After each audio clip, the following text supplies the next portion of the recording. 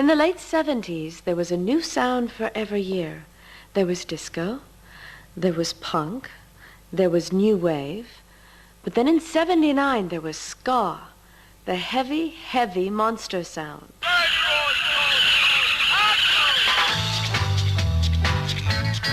When two-tone happened for us, it was the most amazing thing because it was the first thing that had been ours.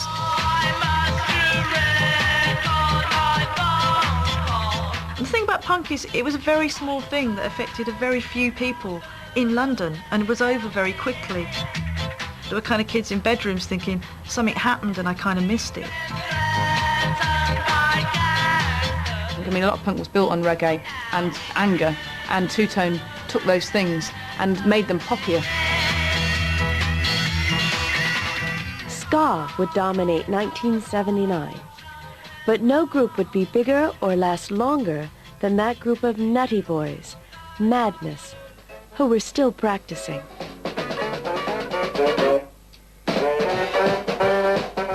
One of the great things about being in Madness was that none of us had been in bands before, and none of us really had any idea what the music business was supposed to be. You're playing in the wrong key or something? No, I'm not. I'm playing the same key as always. I heard this story about how Lee didn't have nearly enough money for a saxophone. Hello? This is nice. Yeah, it's nice, really nice. Mm-hmm. Oh, hello. What's happened here? Number seems to have been scratched off. And so he had a friend who worked in a music shop who showed him how to get in one night. He was in the shop? Yeah. And he just happened to have a sax? Yeah. Well. And he got in and he was about to take the saxophone from the shop display, and he had his hands on it, and just at that time he saw a policeman walking past in the street, and so he just stayed there and stood very still and got away with it. Next time you come in, bring the bill of sale in, eh? OK, yeah. Yeah, I'll do that. Lovely. I'll bring it in tomorrow. There was definitely a bit of light-fingeredness in the band. Hey, you! Don't watch that! Watch this! This is the heavy, heavy monster sound! Yeah, we were very fortunate. Such a brilliantly exciting and so fast. You know, really talking about one summer, going from just playing in a pub to your mates to suddenly being on a bus with the Specials and the Selector. One step beyond! In 1 month, you had On My Radio by Selector, Message to You Rudy by The Specials, and after that, Madness and One Step Beyond, all suddenly cramming into the charts. And every band was trying to outdo each other in a live performance, you know. And it was pretty mad. I mean, in those days, everyone wanted to get on stage. But visually, they were very, very striking, and that was part of their mission, to sell you the visual as much as the sound. Two-Tone came along and introduced a way to dance.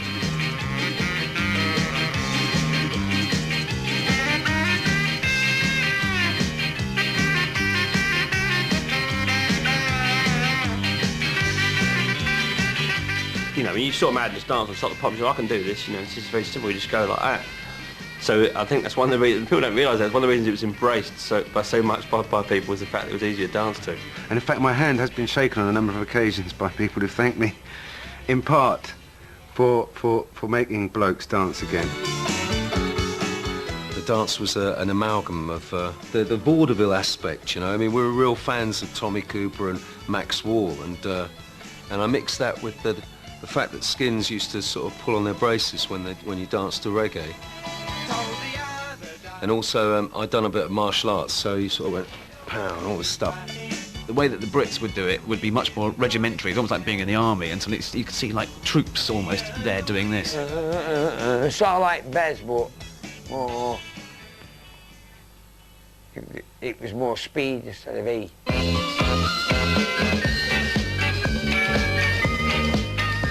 I used to have a dance which I used to do with a roadie called Chalky, where we used to dance to Swan Lake. We'd headbutt each other. I remember we played at Eric's up in Liverpool, and this scouse was going, oh, you're not really doing it. I went, come on up and have some then, mate. And he went off with a sore head. It ended up in a fight afterwards, of course, but anyway.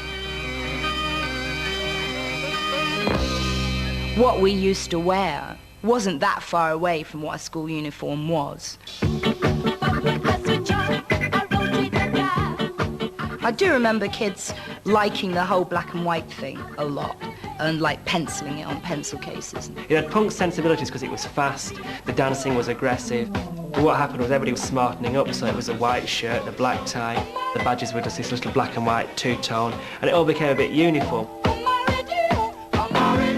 And there's that whole thing of making your tie skinnier and skinnier and skinnier. In our school as well, you used to pull the threads out, so you only got 2 colours instead of 3, because it looked cooler that way. And also the pork pie hats, the whole kind of image was very cool. If you're a little kid, it's great. And Madness in particular kind of cultivated that. We were just noticing more and more when we were playing ordinary venues. There'd suddenly be this wild pack of under 15-year-olds who couldn't get in. And so we had the notion of playing matinees, which was often wilder than the one in the evening. I remember doing one in Tiffany's in Coventry. It was like in the middle of the afternoon with all these little toddlers. They're growing up and they're hearing, they're seeing it on top of the pops. They're seeing people walking down the street with black and white checks. And you're on stage, you can see them, you know, they're thinking, oh yeah, wow, this is what I always wanted.